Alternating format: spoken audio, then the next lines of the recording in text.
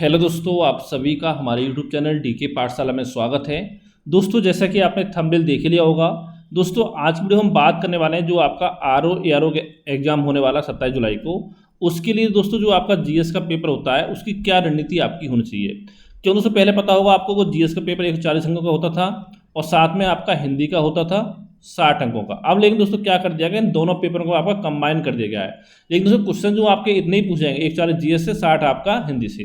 तो यहाँ पर दोस्तों हम बात करने वाले हैं जो आपका जीएस का पेपर होता है उसमें आपको 80 से 90 अंक लाने की रणनीति क्या होनी चाहिए, जैसे कि आपका 80 से 90 अंक आपके आ जाए एग्जाम में जीएस वाले पार्ट में। ठीक है, और मैंने पहले बताया कि आपको जो हिंदी है उसमें आपके 50 से 55 का लेकर चलना है आपको टारगेट।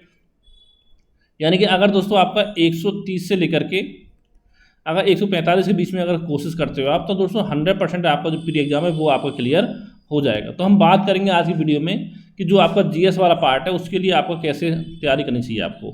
उसके बाद दोस्तों मैं आपको बताना चाहता हूँ, देखिए अगर आपको आरओ एआरओ एग्जाम की तैयारी के लिए अगर आपको पूरा स्टडी मटेरियल चाहिए प्री एग्जाम के लिए, तो दोस्तों आप मुझे व्हाट्सएप पर आप मैसेज कर सकते हो। ये दोस्तों मेरा सॉरी ये मेरा व्हाट्सएप नंबर है 7042654209। ठीक है, चाहे दोस्तों आपको करंट के नोट्स चाहिए, चाहे किसी जीएस के सब्जेक्ट के, या आपको टेस्ट भी चाहिए, तो मुझे व्हाट्सएप पे आप मैसेज कर सकते हो। साथ ही अगर आपको नोट्स का डेमो चाहिए तभी भी दोस्तों इसी नंबर पे व्हाट्सएप पे आप मैसेज कर सकते हो। अब दोस्तों हम बात करते हैं कि सबसे पहला देखिए काम जो क्या करना है आपको, मैं पहले ही आपको बार बार बता चुका हूँ। सबसे पहला दोस्तों जो काम करना है वो दोस्तों आपका है PYQ। यानी दोस्तों यहाँ पर सबसे पहले क्या करना है आपको, अगर आपने सॉल्व कर लिया PYQ अच्छी बात है, नहीं किया दोस्तों सबसे पहला काम आपको ये करना है।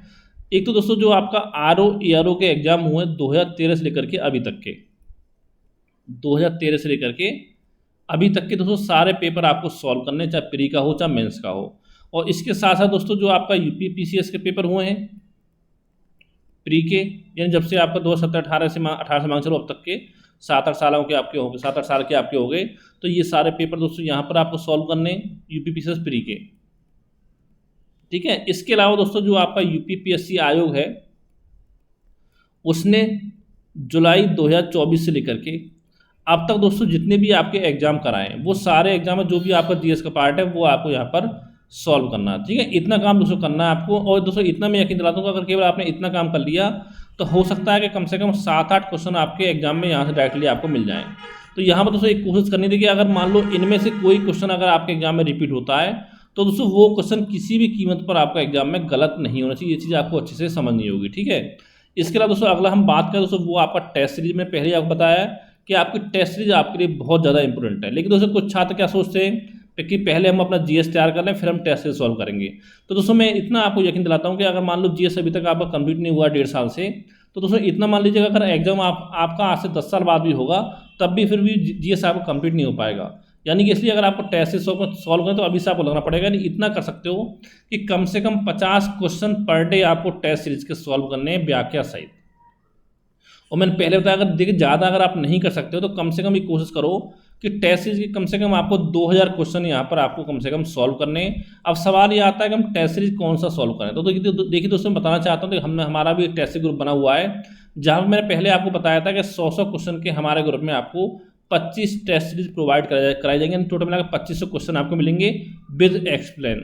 यानी कि अगर आपने हमारी पूरी टेस्ट सीरीज को अच्छे से सॉल्व कर लिया तो लगभग 10,000 जो क्वेश्चन है वो यहाँ पर आपके कवर हो जाएंगे। अगर लेना चाहते हो तो मुझे व्हाट्सएप पे आप मैसेज कर सकते हो, नंबर मैंने स्टार्टिंग में आपको बता ही दिया है। अगर दोस्तों आपकी मर्जी, अगर आप हमारे टेस्ट सीरीज लेना नहीं चाहते हो तो दोस्तों मार्केट में बहुत सारी टेस्ट सीरीज आपकी आती हैं, तो जो भी आपको अच्छा लगे, जो आपकी इच्छा हो उस टेस्ट सीरीज को आप ज्वाइन कर सकते हो। लेकिन जो भी आप टेस्ट सीरीज ज्वाइन करो उसमें एक चीज़ आपको ध्यान देनी है, एक तो दोस्तों जो भी आपके आंसर दे रखे हों उसमें वो आपका व्याख्या सहित यानी कि विद एक्सप्लेन आपके दे रखे हों।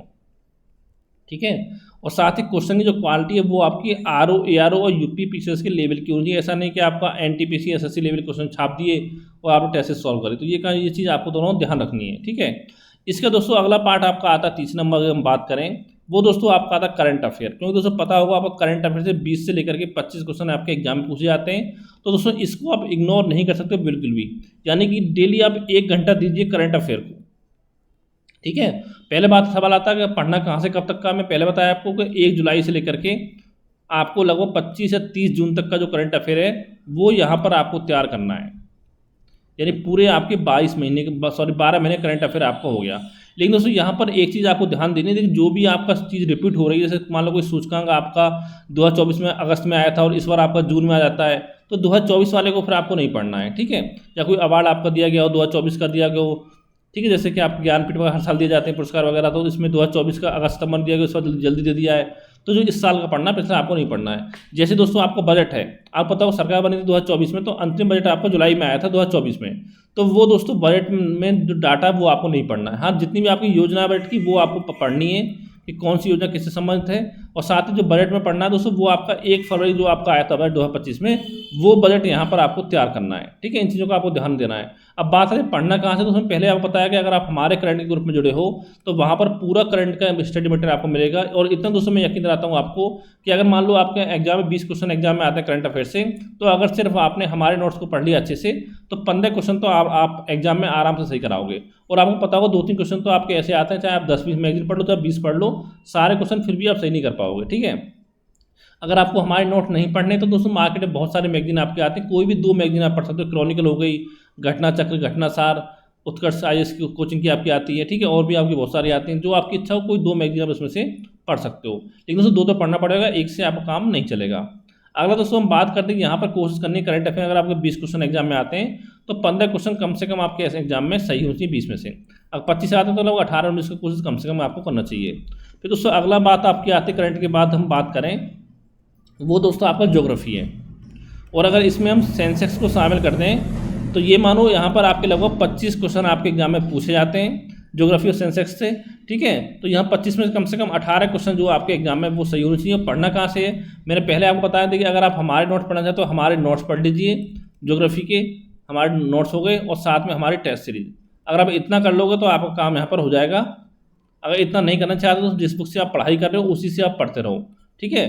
चाहे आप परीक्षा वाणी पढ़ रहे हो, चाहे महेश सर की बुक पढ़ रहे हो, जो पढ़ रहे हो उसी से आप पढ़ते रहो ज्योग्राफी, ठीक है। और यहाँ पर दोस्तों थोड़ा मैपिंग पे आपको ध्यान देना है जो ज्योग्राफी के अंदर, ठीक है। इसका दोस्तों अगला हम बात करें आपका ज्योग्राफी के बाद जो आपका आता है, फिर दोस्तों आपका आता है आधुनिक इतिहास, क्योंकि यहाँ भी दोस्तों लगभग 10-12 क्वेश्चन आपके एग्जाम में आते हैं। तो यहाँ दोस्तों तीनों जो इतिहास हैं आपके प्राचीन, मध्यकालीन, आधुनिक, इसमें सबसे जो आपका आसान पड़ता है वो आपका आधुनिक इतिहास ही पड़ता है। अगर मान लो 10 क्वेश्चन अगर एग्जाम में आपके आ रहे हैं तो 6 से 7 क्वेश्चन तो कम से कम उसमें से आपके एग्जाम में सही आपके होने चाहिए। पढ़ना कहाँ से देखिए दोस्तों, जहाँ जिस भी सोर्स से आप पढ़ते आए अब तक उसी सोर्स से पढ़ते रहे। अब ये नहीं कि जैसे पहले आपने स्पेक्ट्रम पढ़ा था, अब SK पार्ट ने पढ़ना स्टार्ट कर दिया, 4 दिन बाद सोचो कि आप परीक्षा वाणी पढ़ने, तो ऐसा नहीं करना है। जिस भी बुक को पढ़ रहे हो आप उसी को बार बार आप अच्छे से पढ़ते रहिए आधुनिक इतिहास के लिए।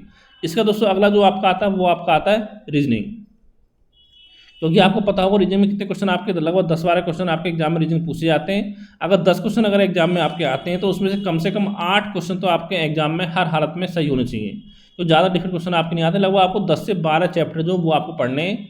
और पढ़ना कहाँ से दोस्तों, चैप्टर जो भी आपके पास बुक हो, आर्यंत की हो, लुसेंट की हो, कोई और हो, उससे आप प्रैक्टिस कर सकते हो, ठीक है। तो ज़्यादा डिफिकल्ट क्वेश्चन आपके नहीं आते हैं दोस्तों। एक मैंने वीडियो बना दिया ऑलरेडी, उसमें आपको बता दिया है कि जो आपका मैथ रीजनिंग के कौन कौन से टॉपिक आपके एग्जाम में पूछे जाते हैं, तो वहाँ से आप उनको देख सकते हो कि वही टॉपिक आपको यहाँ पर पढ़ने हैं।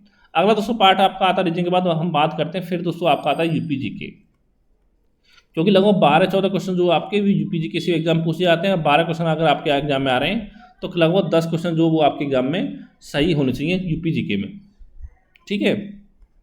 अब सही कहाँ से होंगे दोस्तों, हमारे नोट्स अगर आप पढ़ लोगे तो हमने लगभग 30 चैप्टर के नोट्स प्रोवाइड करा दिए हैं, जो हमारे छात्र हमारे द्वारा हमारे व्हाट्सएप ग्रुप में जुड़े हुए जो भी स्टूडेंट है आपका उनको मिल गए। अगर आपको चाहिए तो मुझे व्हाट्सएप पर आप मैसेज कर सकते हो। अगर हमारे नोट्स सिर्फ आप पढ़ लोगे तो पूरा UP GK उसमें आपका कवर हो जाएगा। नहीं पढ़ना चाहते हो तो फिर दोस्तों आप परीक्षा वाणी से इसकी तैयारी कर सकते हो, परीक्षा वाणी से।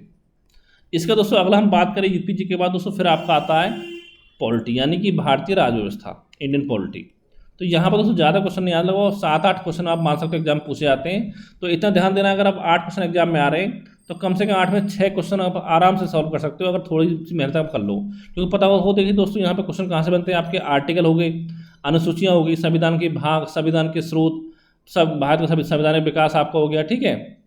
इसके अलावा हम बात करें संविधान संशोधन अधिनियम हो गए, राष्ट्रपति, उपराष्ट्रपति, कैग हो गया, यहाँ से थोड़े क्वेश्चन बनते हैं। जैसे कि अभी हाल में पता होगा आपको UPSC के नए अध्यक्ष बने, तो UPSC के बारे में पढ़ लेना कि इनकी नियुक्ति को किस की जाती है, कितने सदस्य आपके होते हैं, ये किसको त्याग पर सौंपने का कार्य क्या होता है, ठीक है, इनका कार्यकाल कितना होता है। तो इस तरह दोस्तों क्वेश्चन यहाँ पर पूछे जाते हैं। पंचायती राज व्यवस्था आपकी हो गई, और दोस्तों एक चीज़ मैं आपसे 12 बोल चुका हूँ कि आर्टिकल 12 से लेकर के आर्टिकल 51 तक दोस्तों ये जितने आर्टिकल हैं उसमें मैक्सिमम आपके इंपॉर्टेंट है। यहाँ से आपको एक क्वेश्चन तो 100% मिलेगा, यानी कि 100% क्वेश्चन पूछा जाएगा आर्टिकल 12 से लेकर आर्टिकल 51 के बीच में से। तो ये आपको तैयार होना चाहिए, ठीक है। यानी सबसे आसान जो सब्जेक्ट आपका जीएस में होता है वो आपका इंडियन पॉलिटी ही होता है। अगर दोस्तों हम बात करें पॉलिटी के बाद दोस्तों फिर आपका आता है पर्यावरण। देखिए पर्यावरण ज़्यादा क्वेश्चन आपके नहीं आते हैं, लगभग 7-8 क्वेश्चन आप मान के चल सकते हो पर्यावरण से एग्जाम पूछे जाएंगे। अगर मान लो 7 क्वेश्चन अगर एग्जाम में आपके आ रहे हैं, 4-5 क्वेश्चन तो कम से कम उसमें से आपके एग्जाम में सही कर सकते हो। मैंने पहले आपको बताया जैसे अधिनियम हो गए कि कौन सा अधिनियम कब लागू हुआ था, कौन सी परियोजना, गैंडा परियोजना, हाथी परियोजना कब लागू हुई थी आपकी, ठीक है। प्रदूषण यानी कौन से प्रदूषण के लिए कौन सी गैस आपकी जिम्मेदार है ये पढ़ सकते हो। आपके टाइगर रिजर्व हो गए, आपके नेशनल पार्क हो गए, वन्यजीव अभयारण्य कौन सा किस राज्य में है आपका, ठीक है। ये सब चीज़ें यहाँ से आपकी पूछी जाती हैं, तो इनको आपको तैयार करना है अच्छे से। फिर इसका दोस्तों आपका इंडियन इकोनॉमी आता है। देखिए इकोनॉमी कुछ बच्चों को टफ लगता है, लेकिन दोस्तों इतनी टफ आपकी नहीं है। तो यहाँ पर मैक्सिमम जो क्वेश्चन आपके आते हैं वो करंट अफेयर पर आधारित आपके आते हैं इंडियन इकोनॉमी में, ठीक है। तो करंट तो आपको तैयार करना ही करना है। अगर आप हमारे जो ग्रुप में जो करंट अफेयर तो वहाँ पर करंट पूरा आपको मिल जाएगा। इसके साथ देखिए दोस्तों जो भी आपका डाटा है, चाहे कृषि का हो, खनिज का डाटा हो, ये तो आपको पढ़ना ही पढ़ना है। ये पहले ये कि आपका करंट में कवर आपका हो जाएगा, ठीक है। और जैसे कि अभी आपका खरीफ फसलों के 14 खरीफ फसलों के लिए आपका एमएसपी तय किया गया है, तो उसमें पढ़ने धान के लिए कितना किया गया है, ठीक है। बाजरे के लिए कितना है आपका, दाल के लिए कौन सी दाल के लिए कितना है आपका, ये सब दोस्तों आपको पता होना चाहिए मोटा मोटा। और साथ में ये पता होना चाहिए जो आपका एमएसपी तय किया जाता है कितनी फसलों पर किया जाता है, आपको पता होगा 22 फसलों पर किया जाता है, एक साथ में गन्ने का एक्स्ट्रा किया जाता है अलग से, ठीक है। तो ये सब पता होना चाहिए किस किस सिफारिश पर किया जाता है। तो ये सारे दोस्तों पॉइंट जो वो आपको पता होना चाहिए। जैसे क्षेत्रीय ग्रामीण बैंक के अब आपका 43 से घटाकर 28 कर देगा, तो इनके बारे में पढ़ लेना कि क्षेत्रीय ग्रामीण बैंक की स्थापना कब हुई थी, ठीक है। नाबार्ड की स्थापना कब हुई थी, किस समिति की सिफारिश पर आपकी हुई थी, तो इसमें केंद्र सरकार का, राज्य का, प्रायोजित बैंक का कितना % हिस्सा आपका होता है। तो ये सब दोस्तों पॉइंट यहाँ पर आपको पढ़ने हैं। पंचवर्षीय योजना आपकी हो गई, वहाँ से क्वेश्चन बन जाता है। और दोस्तों एक आपका इंटरनेशनल ऑर्गेनाइजेशन जितने भी संगठन है उनको पूछ सकता है कि कौन से संगठन का मुख्यालय कहाँ है आपका। तो ये सब दोस्तों यहाँ पर पढ़ना है। अगर मान लो 10 क्वेश्चन अगर आपके एग्जाम में आ रहे हैं इकोनॉमी के, तो 10 में से 5 या 6 क्वेश्चन तो कम से कम एग्जाम में सही करके आपको आने चाहिए। इसके अलावा दोस्तों और कुछ सब्जेक्ट जैसे बच गए हैं आपके, प्राचीन इतिहास बच गया है, प्राचीन, मध्यकालीन, ठीक है। और आपका general science, physics, chemistry, biology. इसके बाद आपका विविध हो गया, 1-2 क्वेश्चन आपका कंप्यूटर से भी आ जाता है। तो दोस्तों ये भी आपको पढ़ना है। कंप्यूटर हो गया, मैथ हो गया, 2-4 क्वेश्चन मैथ से भी आपके आते हैं। तो इतने दोस्तों ये जो आपका पार्ट है, यानी इसमें से अगर 25-30 क्वेश्चन अगर आपके एग्जाम में आ रहा है, तो यहाँ पे 10-12 क्वेश्चन, 8-10 क्वेश्चन तो कम से कम एग्जाम में आपको यहाँ से भी सही करने चाहिए। अगर ये रणनीति फॉलो करो तो आराम से आपके 80-90 क्वेश्चन आपके जो एग्जाम में आराम से सही हो जाएंगे।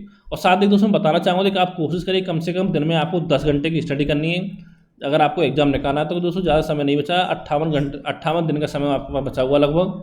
और उसमें से एक दिन आपका ट्रेवलिंग में चला जाएगा 26 तारीख को, 30-27 को आपका एग्जाम है। और साथ ही दोस्तों आप कोशिश करिए जितने भी आपके सब्जेक्ट हैं उसमें मैक्सिमम सब्जेक्ट डेली पढ़ने की कोशिश आप करिए। ये नहीं कि आप अगर आपने आज इतिहास पढ़ना स्टार्ट किया है तो लगातार 20 दिन तक इतिहास ही पढ़ रहे हो, ऐसा नहीं करना है।